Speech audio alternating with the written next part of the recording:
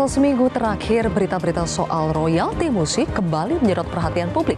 Kali ini dipicu pengusaha restoran Waralaba yang ditetapkan menjadi tersangka karena tidak membayar royalti musik yang diputar di restorannya sejak tahun 2022. Fakta ini langsung membuat para pengusaha kafe dan restoran lainnya panik. Saking paniknya, mereka mengganti lagu-lagu komersial yang biasa mereka putar dengan suara kicauan burung, suara air, atau suara alam demi menghindari royalti musik. Tapi cara ini pun ternyata tak bisa mengakali kewajiban membayar royalti. Lembaga yang bertugas mengumpulkan royalti musik, LMKN, menegaskan suara burung dan sejenisnya sekalipun tetap kena royalti. Menurut keputusan Menkumham tahun 2016, tarif royalti untuk usaha kafe dan restoran sebesar Rp120.000 per kursi per tahun. Menanggapi keresahan para pelaku usaha ini, Wakil Ketua DPR Sufmi Dasko Ahmad meminta Kementerian Hukum untuk membuat aturan yang tidak menyulitkan. Menteri Kebudayaan juga ikut menyoroti permasalahan royalti musik ini. Fadlizon berjanji akan merumuskan aturan yang adil bagi para pemilik usaha dan para musisi serta pencipta lagu. Akankah persoalan royalti musik ini menemui titik terang?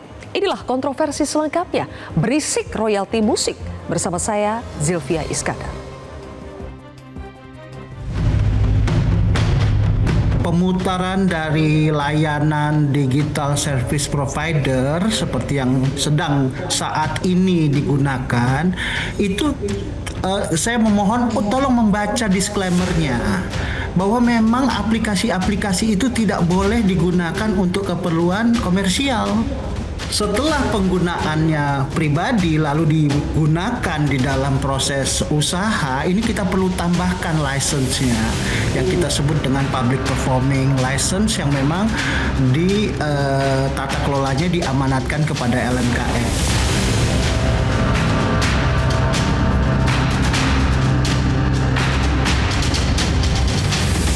DPR RI juga mencermati dunia promosikan yang beberapa saat ini ada dinamika, dan kami sudah minta Kementerian Hukum yang kemudian juga membawahi LMK untuk juga kemudian membuat aturan yang tidak menyulitkan sambil menunggu revisi Undang-Undang Hak Cipta yang sedang direvisi oleh DPR.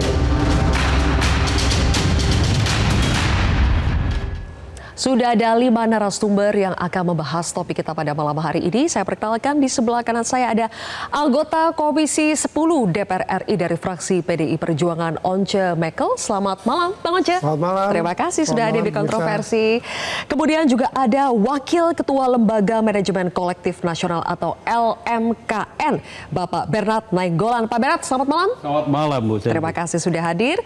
Kemudian juga ada anggota Komisi 13 DPR RI fraksi PKS, Bang Yanwar Arif Wibowo. Bang Yanwar, selamat malam. Malam, Mas Terima Elvi. kasih Malam sudah semuanya. hadir.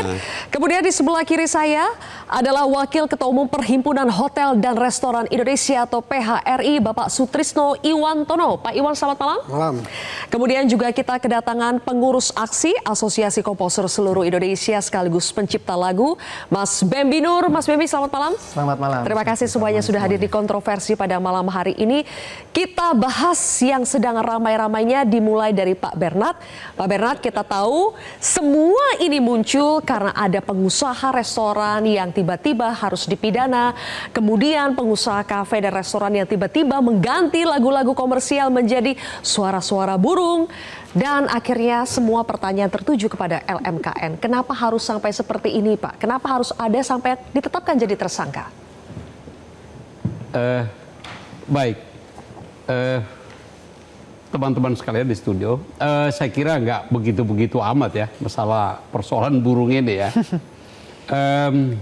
Undang-undang kita sebenarnya sangat teliti melihat keseimbangan dari para pencipta, penyanyi, dan juga pengguna, termasuk PHRI dari Pak Sutrisno. Jadi niat kita adalah bagaimana para pencipta ini terlindungi, dan semakin kreatif untuk mencipta lagu, dan penyanyi juga saya kira harus mendapat jaminan bahwa dia semakin kreatif dalam menyanyikan lagu-lagu. Sebab antara lagu dan pencipta dan penyanyi itu adalah hubungan yang mestinya tidak dipertentangkan satu dengan yang lain. Mereka itu saling mengisi. Apalah arti sebuah lagu kalau disimpan di dalam laci begitu itu harus ditampilkan. Seperti Bung Once ini ya itu kemudian menambah nilai lagu dari sebuah lagu yang diciptakan oleh seseorang. Jadi itu tidak boleh dipertentangkan. Dan kemudian teman-teman pengguna komersial saya kira nggak perlu takut. Sebab ini adalah persoalan sebatas pengguna komersial. Jadi sangat jelas bagi kita siapa yang menjadi pengguna komersial itu, gitu ya. Ya kalau merasa itu tidak ada nilai tambah dari penggunaan lagu atau musik, yang tidak usah dipakai juga kan nggak apa-apa. Tapi ketika dia menambah ada nilai tambah dari penggunaan nilai komersial itu, Kenapa tidak begitu ya? Bayarlah begitu ya. Tidak besar-besar amat juga kok. Tidak perlu takut ya? Iya, nggak perlu takut sampai kita persoalkan burung begitu kan? Sampai pakai suara burung itu Pak Bernard? Jadi maksudnya itu kira-kira. Suara burung juga kena royalti itu benar ya Pak Bernard? Bukan soal burungnya, dibayar ke siapa kan itu kan? Iya, pada persoalannya itu artinya nggak usah takut. Jadi kalau burungnya digantung begitu, memang ada royalti kan enggak? Itu kan burung asli Pak. Kalau suara burung yang diputar dari platform itu juga kena royalti. Suara burung itu kan akan di-create, difiksasi menjadi sebuah karya seni dong. Apakah direkam, apakah itu kan ada tindakan-tindakan tertentu yang dilakukan sehingga itu menjadi karya. Intinya ada penciptanya, ada dong, ada yang buat. Ada dong. Makanya tetap harus bayar royalti. Royalti dong. Oke, kan baik. Itu. Jadi bukan soal burungnya, bukan gitu loh. Itu jelas ya Bung Oce ya. Ada lagi yang bertanya Pak, kalau begitu bayarnya ke siapa? Penciptanya kan kadang suka nggak ketahuan siapa. Oh kalau itu kita cari. Sekarang persoalan ada pencipta, masih ada orangnya, ada ahli warisnya, begitu kan? Jadi memang pencipta itu kan sebenarnya itulah tujuan dari undang-undang kita, supaya ahli waris juga terlindungi, tidak hanya pencipta, ada batas waktunya juga. Bakal dicari siapa pencipta suara burung itu ya Pak? Tapi repot sekali kalau Pak. pengguna restoran itu mencari siapa penciptanya dan siapa ahli warisnya, capek dong. Clearing house-nya ada di LMKN Serahkan atau di LMK dong. Oke. Jadi kemunduran kalau kita mengatakan, oh saya harus menagih dari seseorang. Ada LMKN yang bisa menjadi sebuah sistem pemungutan royalti dan distribusi yang fair. Oke, sebagai wadah ya. Yes. Yang fair tadi kata Pak Bernard. Nanti saya akan tanya kepada pihak-pihak yang lain apakah setuju dengan itu.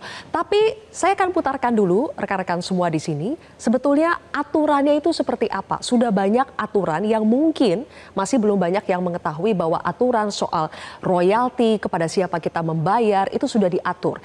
Ada peraturan Undang-Undang Nomor 28 Tahun 2018, maksud saya 2014 tentang hak cipta, kemudian juga diturunkan lagi di peraturan hukum Menteri Hukum dan HAM itu tahun 2016 tentang pengesahan tarif royalti, dan selanjutnya ada PP lagi nomor 56 tahun 2021 tentang pengelolaan royalti hak cipta lagu dan atau musik.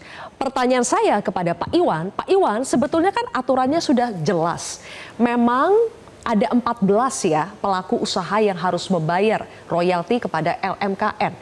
Tapi kenapa sampai ketakutan menghindari royalti, pakai suara burung, suara air dan sebagainya Pak? Apa yang terjadi kepada para pengusaha restoran dan kafe? Apakah karena memang mau menghindar dari bayar royalti? Itu kan fakta ya. Faktanya sekarang orang ketakutan, mau dibilang apa, itu kan fakta.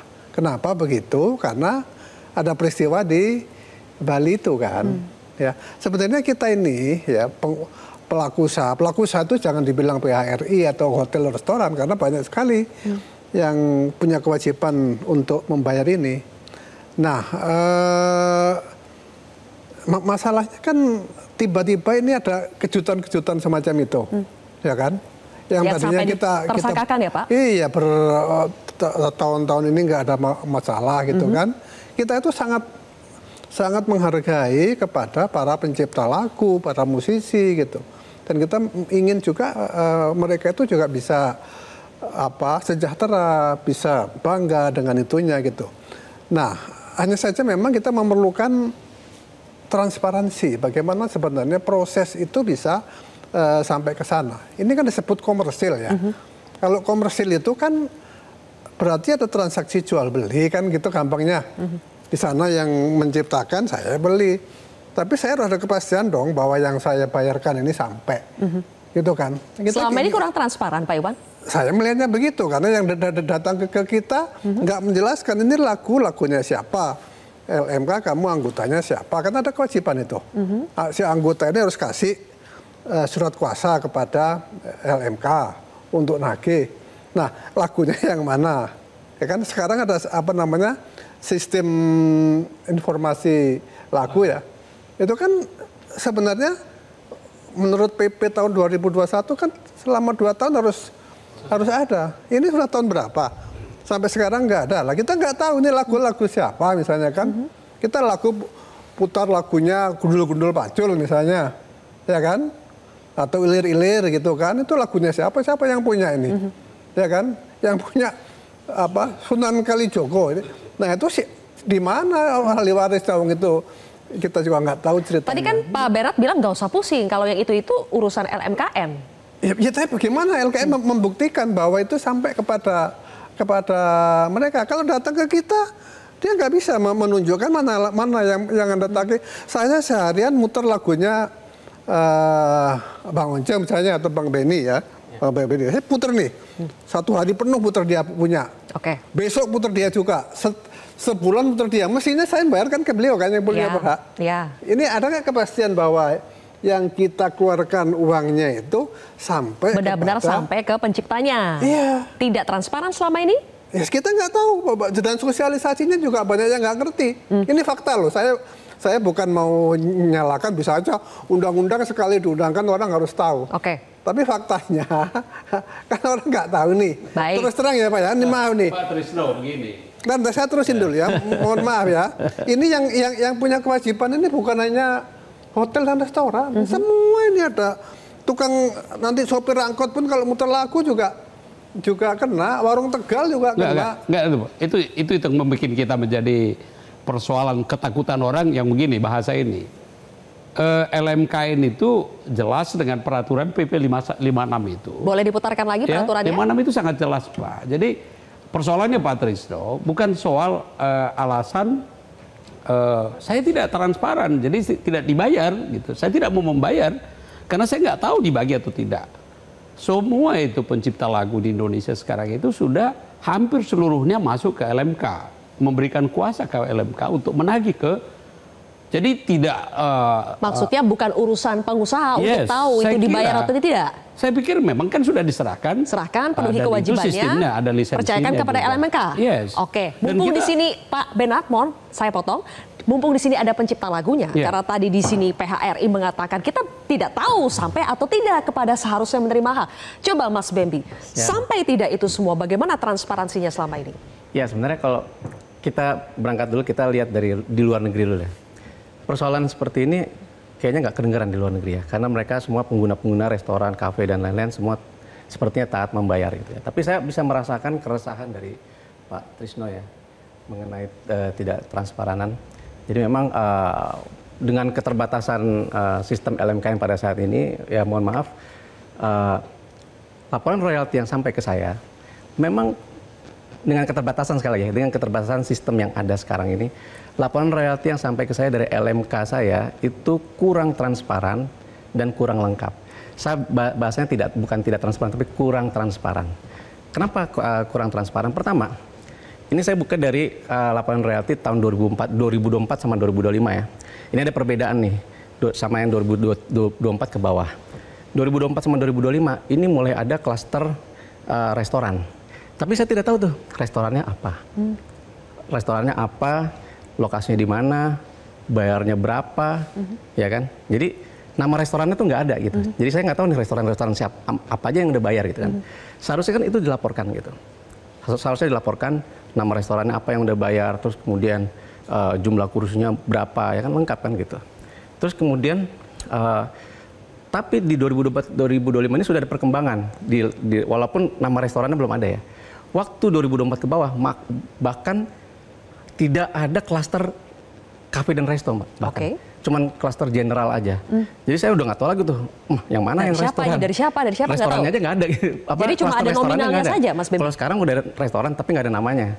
Jadi restoran tuh kayak udah langsung rekap kayaknya, udah berapa banyak restoran. Dari restoran satu. Berapa gitu. Jadi saya nggak tahu tuh restoran mana aja yang udah bayar gitu. Ini saya yakin pencipta-pencipta lain yang kemudian membaca laporan royalti juga bertanya-tanya. Sebenarnya nih si Indonesia Raya ini kan banyak restoran kan. Gitu. Yang mana aja yang udah bayar gitu kan. Nah, terus kemudian saya bilang kenapa kurang lengkap? Karena kan di sini masih pakai blanket license ya. Nah, blanket license ini katalog lagu saya itu kan harusnya kan diliputi semua sama blanket license itu kan. Di WAMI, kalau saya LMK saya WAMI. Nah, saya lihat laporan royalti saya di WAMI itu, katalog lagu saya nggak lengkap, gitu. Jadi misalnya nih restoran ini, terus lagu saya apa aja, itu harusnya kan meliputi seluruh katalog lagu saya di WAMI, yang namanya blanket kan. Tapi itu tidak juga, gitu. Sehingga memang kurang lengkap dan kurang transparan ini menjadi PR, Pak, untuk LMKN. Oke, kurang lengkap, kurang transparan, nanti boleh ditanggapi, termasuk kita ingin mendengar dari wakil rakyat kita, melihat persoalan ini seperti apa. Masih ada Bang Once dan juga Bang Yanuar di sini, sesaat lagi pemirsa.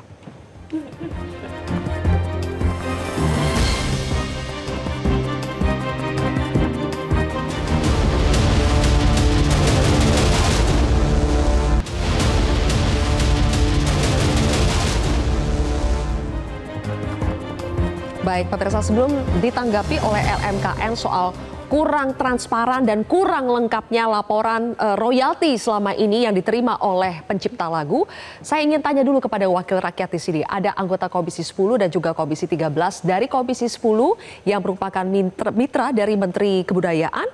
Menteri Kebudayaannya sudah angkat bicara, Bang Once. Kita akan coba carikan aturan yang tidak menyulitkan semua pihak.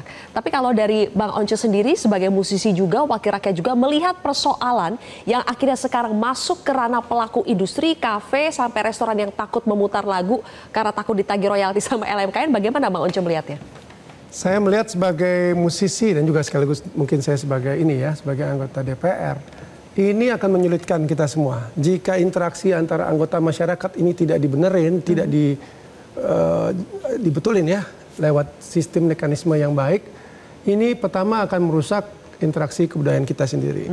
Padahal kita tahu sebetulnya kalau kita paham aturan-aturan yang mendasarinya bahwa masyarakat punya hak atas ekspresi seni. Itu betul. Di tempat-tempat ini mereka boleh memutarkan itu dalam batasan harus ada insentif, harus ada aliran royalti ke yang berhak, pencipta, pelaku pertunjukan, ya, pemilik master dan sebagainya. Kalau saya sih begini aja, saya melihat harus ada sinergi antara kementerian-kementerian yang terkait. Saya dari Komisi 10 sebetulnya lebih banyak berhubungan tentu seperti yang disebutkan dengan Kementerian Kebudayaan. Yeah. Jadi seni atau musik dalam hal ini kita lihat dari sisi ekspresi kebudayaan kita.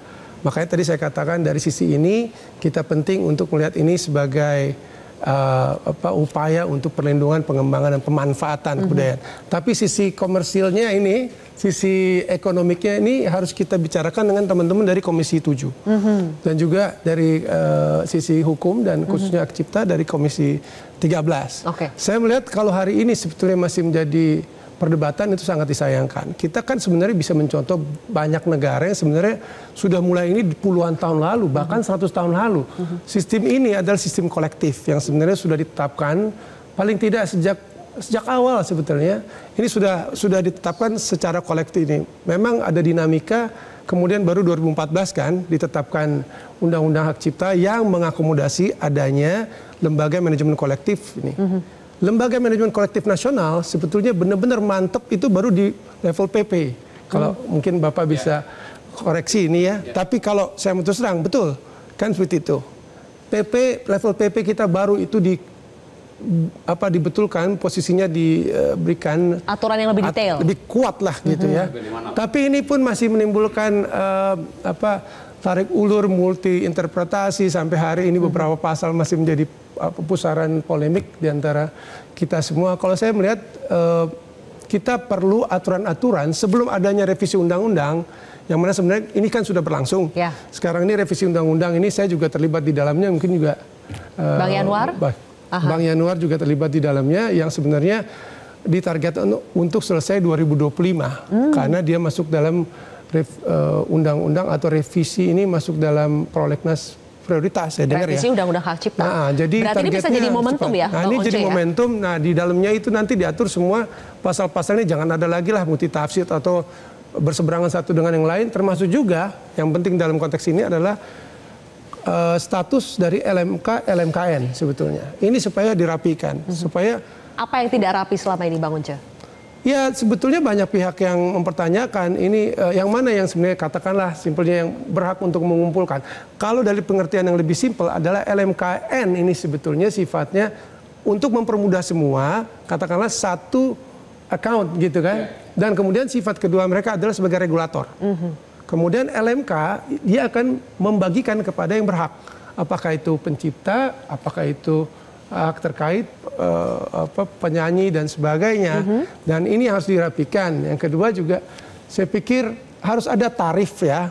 Tarif yang benar-benar pas gitu. Sebetulnya sudah diamanatkan oleh undang-undang sendiri bahwa ini semua ya keputusan menteri waktu itu 2016 yang bayangkan sampai saat ini belum diperbarui, direvisi.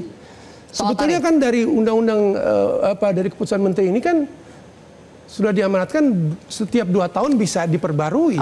Asalkan setiap pihak katakanlah dalam konteks ini PHRI ya ketemu dengan LMKN, ketemu dengan mungkin juga pencipta dan sebagainya untuk kemudian berembuk yang pasnya nih gimana. Kemudian selain revisi tarif kita perlu sistem digital monitoring yang bagus. Nah ini LMKN mesti punya masih banyak berarti di PR-nya. Mesti punya cara untuk memilih itu.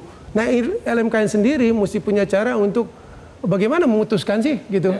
Basis aturannya apa? Kemudian kita juga masih punya PR untuk merapikan PDLM. Itu pusat data lagu dan musik yang menjadi bagian dari Direktorat Jenderal Hak Cipta.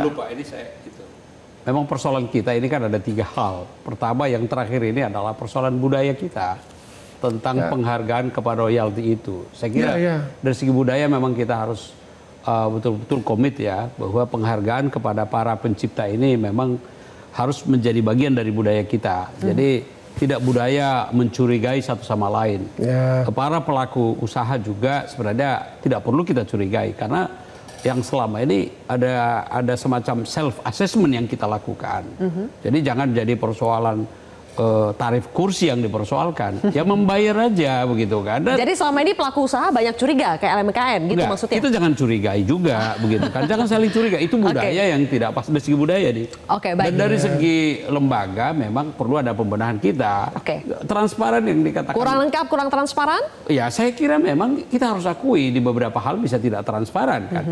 LMK itu memang harus bersiap untuk merevisi dirinya juga supaya dia transparan untuk mewakili para pencipta begitu kan. Jadi mungkin supaya pemirsa tahu konteks juga kita putarkan ada alur pemberian royalti hak cipta. Alurnya seperti apa? Itu dari pengguna jasa kemudian ke LMKN, dari LMKN ke LMK, baru dari situ ke pemilik hak cipta. Jadi alurnya seperti itu.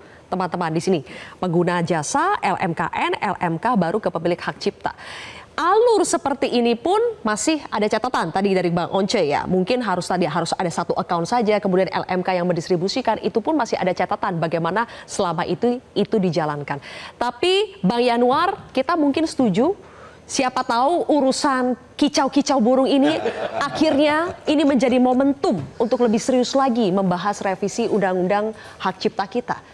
Apa sebetulnya yang perlu direvisi kalau kita melihat konteks hari ini ada persoalan keresahan dari pemilik usaha? Ya, pertama saya perlu sampaikan begini ya, perlindungan tentang hak cipta di Indonesia ini relatif sudah terakomodir dengan Undang-Undang 28 2014 dan juga PP 2156 tahun 2021. Yang kemudian menjadi kontroversi adalah ketika pada tataran yang lebih teknis, aplikasi menjalankan PP itu, ini yang kemudian menjadi problem di masyarakat. Musik itu sekarang bukan lagi milik pencipta lagu atau musisi, tapi musik itu sudah menjadi milik budaya masyarakat kita. Nah ini yang menjadi agak complicated kemudian ketika undang-undang ini nih bobotnya ya ini kalau kita perhatikan bobotnya ini keperdataannya sangat kuat, hubungan antara pemilik royalti dengan dengan masyarakat, dengan pengguna ya. Semua pasal kalau kita perhatikan bicara pidana itu cuman ada di pasal 95 ayat 4 dan juga di 113.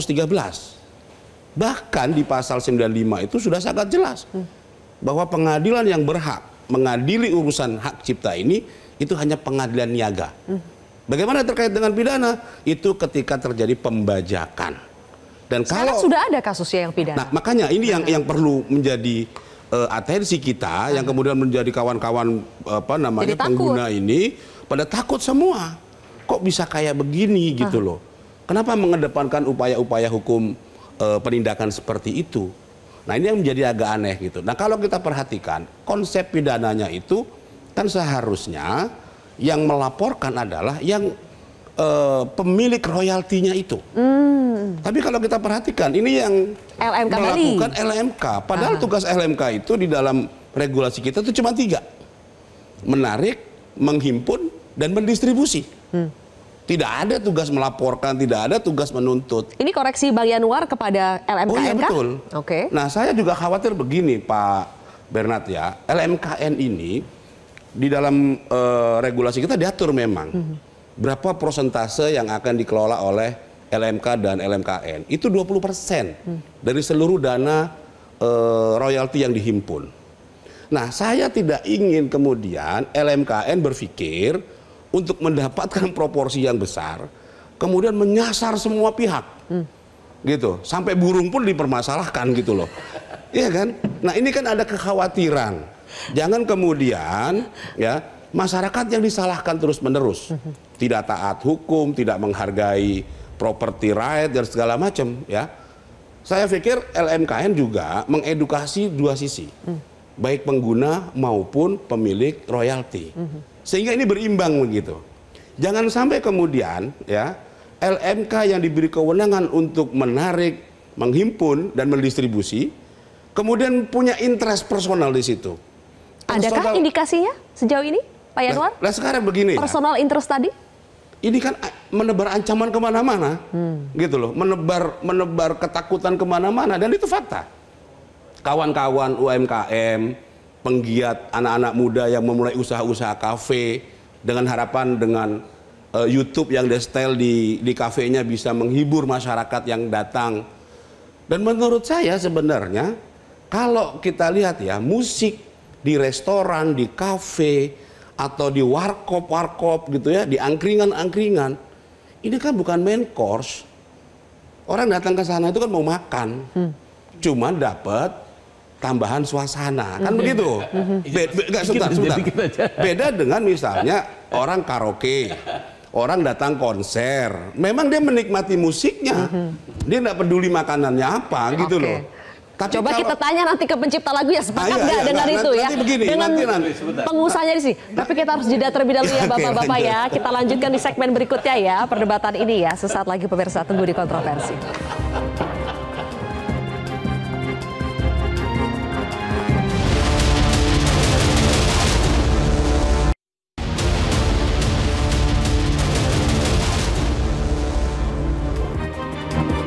Dari LMKN, Pak Bernard tadi sudah berusaha menjelaskan. Kritik tadi soal kurang lengkap, terbatas, kemudian kita tidak tahu pengusaha sudah bayar, nggak tahu dibayarkan nggak, beneran dibayarkan nggak ke penciptanya. Coba dari Mas Bembi, tanggapannya apa dari jawaban Pak Bernard tadi? Saya ini selalu memperhatikan laporan royalti saya yang dari LMK saya, LMK WAMI ya. Jadi makanya saya tahu tuh, 2024 ke bawah tuh nggak ada tuh klaster restoran, kafe itu nggak ada, cuma general aja. Terus kemudian 2004-2005 ada klaster tapi belum ada namanya. Sekarang gini pertanyaannya kan, kalau misalnya nih, taruhlah tadi tuh ada restoran kan banyak banget nih di Indonesia Raya. Seandainya mereka semua bayar gitu, atau misalnya Migacuan itu yang lagi kasus terus kemudian bayar. Dari mana saya bisa tahu kalau Migacuan itu bayar gitu, ya kan?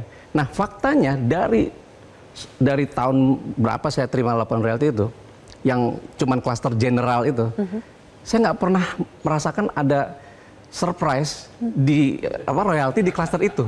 Mungkin cuman ya di bawah 100.000 mungkin, gitu. Bisa 100.000, bisa 200.000, cuma puluhan ribu gitu. Per tahun, setahun itu?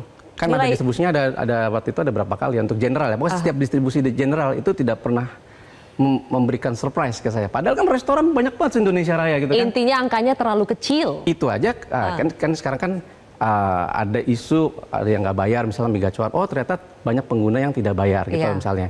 Taruhlah nanti kita berharap nih pengguna akhirnya pada bayar semua misalnya. Ini kira-kira akan mudah-mudahan akan berubah ya. Maksudnya karena selama ini saya nggak pernah dapat surprise tuh dari laporan general terkhusus mobil khusus yang klaster kafe, resto dan lain-lain ya. Gitu. Padahal seharusnya menurut Anda itu tinggi ya? Restorannya dari banyak. kafe dan restoran ya? Saya rasa pasti ada yang bayar. Berarti juga usulannya harusnya ke depan LMK itu juga menyertakan pendapatan itu didapat dari restoran apa saja, kafe apa saja. Pertanyaan kan nanti mungkin bisa dijawab sama PHRI kan. Sebenarnya ada yang bayar nggak sih? Kok saya cuma dapat segini gitu loh. Oke, baik. Ya kan? Sebentar ya Pak Bernard, kita tampung dulu nih sekalian nih. Pak Iwan juga sudah mau bicara. Kita ini kan bayar per kursi 120. Oke, boleh ditampilkan teman-teman? Udah gede rincian banget gitu tarif yang harus dibayarkan pengusaha. Semua restoran-restoran kecil barang itu juga sudah mengatakan ini sudah terlalu berat buat kita dalam kondisi Sini ya, angka-angkanya ya. Ekonomi yang seperti ini. Apalagi ditakut-takutin dengan pidana. Kita nggak bisa mengatakan, oh iya hukumnya gini. Faktanya orang takut. Itu fakta. Ya kan? Dan orang nggak tahu sebenarnya kan ini nggak bisa dikatakan ini urusannya hotel dan restoran. Pengguna adalah pengguna. Siapapun yang mengguna itu harus kena gitu. Nggak boleh ini kemudian diekstensikan. Undang-undang mengatakan begitu. Tidak bisa dibagi-bagi begini.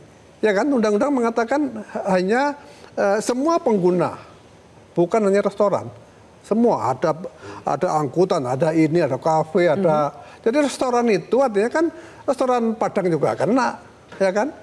Warteg juga kena. Coba nanti kalau warteg ini tahu ini kan berontak nanti. Padahal di dalam undang-undangnya tidak dibedakan ini restoran besar atau kecil enggak. Gitu. Jadi 120.000 itu dipukul rata ya? Untuk semua skala, mau kecil, sekarang mau besar, restoran hukum, besar, restoran kecil. Namanya hukum itu harus mengenal asas proporsional. Ya, ya kan? Dikit, bisa nggak Pak? Saya nggak ngerti kenapa dari tahun 2016 tidak ada pembicaraan dan perubahan daripada aturan tarif itu. Ini dari 2016 loh. Itu betul. Kenapa nggak pernah dibicarakan? Dikurangi saja lah supaya tidak memberatkan. Jadi dalam prakteknya, sorry Pak, ini klarifikasi. Jadi cara kerja LMK ini itu tidak seperti yang disebutkan tadi. Ini ada kata kursi. LMK tidak pernah menutup mata kalau kita kasih kebebasan sebenarnya self assessment ya. Kalau hanya satu kursi yang dipakai, ada 100 kursi, apakah dipaksa? Tidak pernah juga gitu kan. Jadi tidak harus strict dengan 100 kursi yang ada di restoran baru. Tidak juga begitu ya. Jadi cara kerja LMK itu juga memahami tentang persoalan yang ada pada pelaku usaha.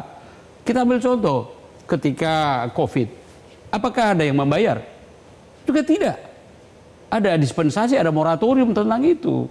Gitu. Jadi LMKN bukan berarti melakukan pendekatan kriminal, sorry Pak. Enggak. Kita ini jadi bahkan berpikir tentang remunerasi. Iya, Pak Bernard sekarang begini.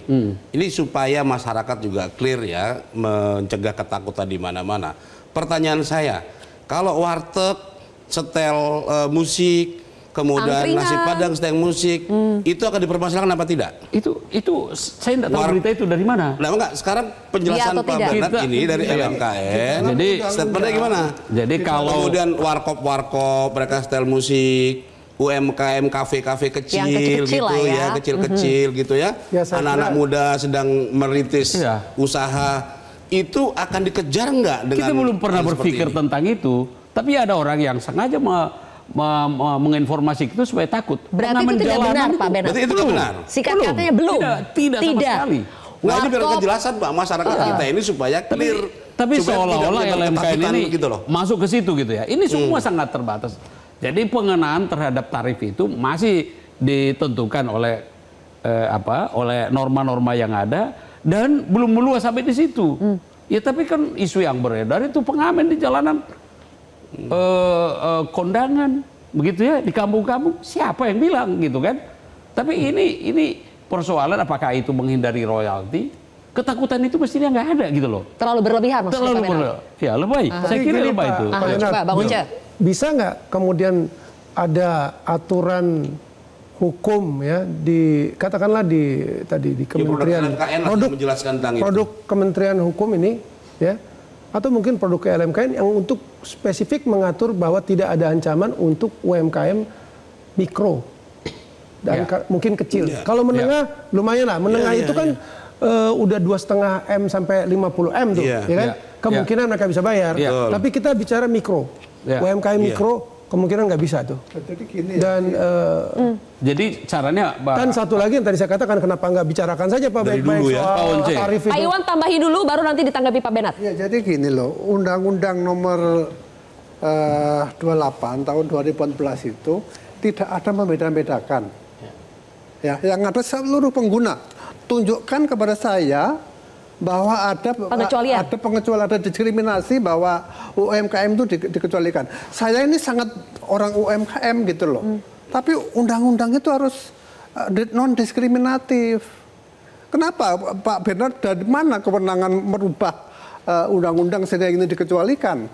Jadi Kalau mau ini harus diperbaiki. Undang-undangnya diperbaiki dulu Undang-undang aturannya. supaya bisa membuat Lebih mereka jelas. itu Makanya, Pak nyaman, gitu loh. Ini kan tadi saya sampaikan di awal ya, ini kan sebenarnya keperdataan antara pengguna masyarakat dengan pemilik royalti.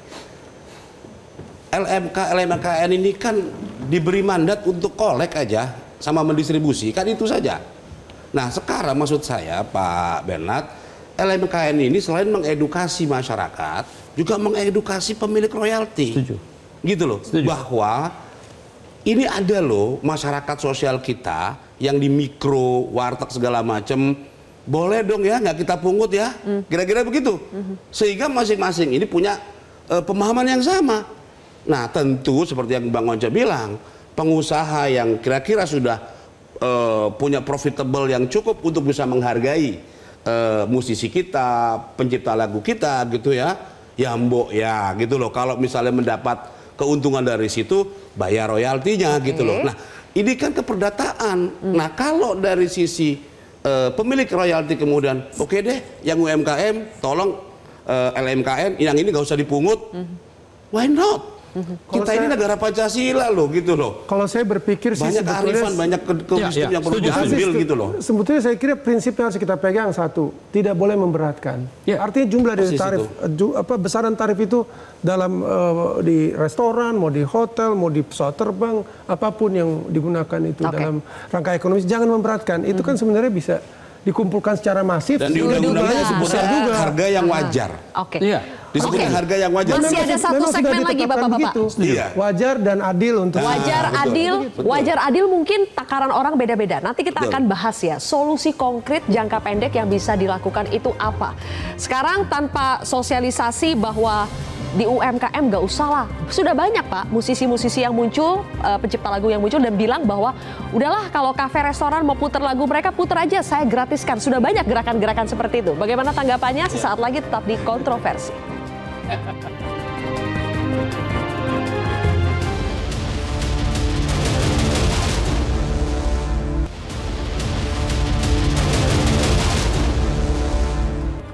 Kita sampai di segmen terakhir pemirsa, Mas Bambi, ketika sudah ada musisi pencipta lagu yang muncul dan mengatakan sudah bebaskan saja kafe-kafe restoran yang mau pakai lagu saya, monggo. Seperti Dewa 19, Juicy Lucy, Charlie dan sebagainya. Kalau dari Mas Bambi sebagai pencipta lagu, apakah ini bisa menjadi solusi atau ini tidak solutif juga sebetulnya? Ya, jadi memang kan ini kan ada satu keresahan dan ketakutan.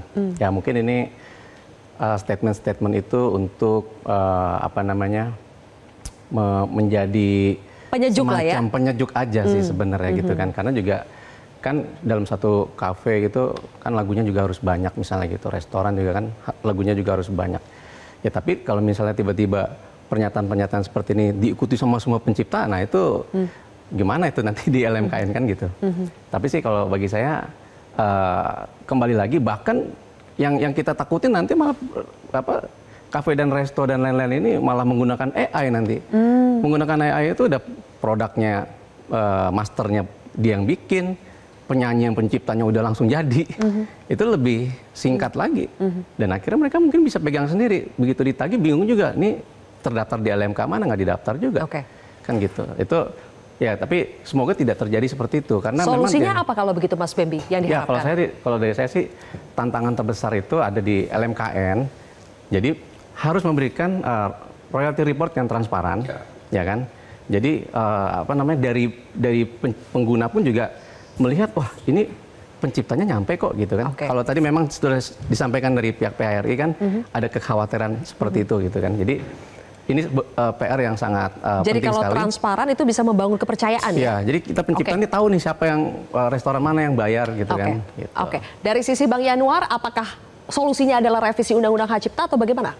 Ya itu bisa saja terjadi, tapi yang paling penting buat kita semua bahwa harus dipastikan masyarakat terkecil, UMKM, mikro, warkop, warteg, ya masyarakat kecil, menurut saya ini harus dilindungi, Pak Bernard. LMKN harus jelas, harus transparan. Mana kira-kira unit-unit usaha yang kemudian bisa dikecualikan. Pertama, yang kedua, LMKN juga harus mengedukasi bukan hanya masyarakat pengguna, tapi juga musisi dan pemilik royalti. Ya bahwa kita ini negara Pancasila, kita punya semangat gotong royong, tumbuh bareng, tidak saling menekan, sehingga bangsa kita ini dengan pertumbuhan ekonomi yang dicita-citakan Bapak Prabowo, ini semua bisa terwujud.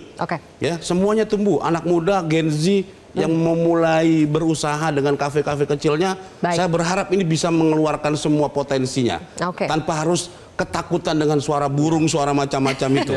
Oke, Pak Iwan, terakhir? Ya, saya kira gini ya, semua ini kan warga negara Indonesia yang harus tumbuh. Musisi harus tumbuh, pencipta lagu harus tumbuh, UKM juga harus tumbuh, perusahaan juga harus tumbuh. Nah, ini tentu harapan kita semua. Tidak ada niat dari pelaku usaha itu untuk tidak membayar royalti, tidak. Karena kita sangat menghargai karya seni, kreativitas itu kita sangat hargai. Nah, cuman memang UKM ini kan belum tentu mampu membayar gitu loh. Nah, ini tolong jangan hanya spontanitas ya, karena di dalam undang-undang tidak disebut. Tolong sebutkan di dalam undang-undang bahwa memang UKM itu dibebaskan, bukan di tingkat peraturan LMKN loh ya. Jadi butuh payung hukum yang lebih jelas, tegas. Di dalam undang-undang ini tidak ada perintah delegasi LMKN boleh membuat aturan di luar ini. Baik. Pak Bernard dulu deh. Yang dicurigai. Untuk menanggapi semuanya, LMKM siap berbenah diri? Iya, saya kira memang betul. Yang terakhir ini saya senang bahwa dalam keadaan sekarang ini memang sebuah lembaga harus siap berbenah diri. Apalagi tantangan ke depan persoalan digital sudah semakin nyata begitu. Ekosistemnya sudah harus perbaiki. LMKM juga harus sadar bahwa dia sedang dalam arus besar perubahan begitu. Termasuk teman-teman LMK juga tidak boleh lagi bergaya seperti zaman dulu. Perbaiki transparansinya jelas begitu ya. Apa yang disuarakan Pak Bede itu benar, transparan dong. Bagi distribusikan itu dengan baik dan laporan pertanggungjawabannya jelas. Itu memang mimpi kita. Dan kemudian saya kira tentang ketakutan ini jangan ada yang takut, saya kira. Apa yang dikatakan Pak Trisno senang sekali, berusahalah dengan baik, bayar apa yang menjadi kewajiban. Toh nggak besar juga kok. Kasihan para pencipta ini, kasihan para penyanyi ini gitu kan. Mereka sekarang hidup dalam keadaan yang sangat sederhana. Ayo kita bantu mereka supaya mereka tetap kreatif, menghasilkan sebuah karya-karya yang bagus. Para penyanyi juga silakan. Dan kemudian saya mau pesankan kepada teman-teman UMKM, jangan ragu. Undang-undang kita tidak detail tentang itu, tapi peraturan pemerintah kita sudah mengatur itu. Teman-teman di luar kota yang saya baca di beberapa sosial media, bernyanyilah di kampung-kampung dengan leluasa. Baik. Tidak akan bayar royalti. Terakhir Bang Once, silakan. Siap. Saya kira kita memang perlu membenahi banyak hal ya soal royalti ini karena sudah begitu lama, cukup lama ini menjadi polemik yang nggak ada habis-habisnya. Belakangan malah menyerang pengusaha UMKM. Saya berharap bahwa UMKM tetap bisa berjalan, khususnya yang mikro, kecil ya, yang sedang tumbuh. Karena apa? Karena kita mengandalkan mereka. Ekonomi negara kita nih yang saya dengar 60% itu UMKM, Pak. Jadi UMKM ini adalah pahlawan daripada ekonomi kita. Harus kita dahulukan kepentingannya. Juga dalam konteks hak cipta ini bagaimana ada aturan yang sifatnya operasional atau pengkhususan ya, yang bisa dikatakan seperti itu, yang mungkin dikeluarkan oleh kementerian. Saya percaya jika kita memiliki juga sistem yang lebih transparan, jadi ada kepercayaan di masyarakat untuk suatu lembaga yang mengumpulkan dan mendistribusikan hak cipta. Saya kira di konteks saat ini sistem yang harus kita lihat dan kita bangun adalah sistem yang sifatnya digital. Dan kemudian kita harus memilih yang paling tepat, yang paling mutakhir dan paling memungkinkan dari sisi budget dan anggaran. Dan bagaimana LMK atau LMKN ini mengatur perjanjian dengan pihak-pihak penyedia sistem ini. Dan jangan kita boncos, ya. Jangan rugi, jangan terpawan oleh harus ada perjanjian. biayanya ya. Iya, ya kita juga, ya semoga seperti itu, semoga negara juga hadir, ikut serta ya. Terima kasih Bapak-bapak sudah berdiskusi kita soal royalti musik ini. Mudah-mudahan bisa mengurangi berisik yang ada soal royalti musik ini. Bye. Teman-teman semua, royalti memang penting, tapi jangan sampai musik jadi sunyi karena aturan yang bising. Hargai karya, jaga suasana agar nada tetap merdu dinikmati. Saya Zilvia Iskandar pamit undur diri. Selamat malam, sampai jumpa. Metro TV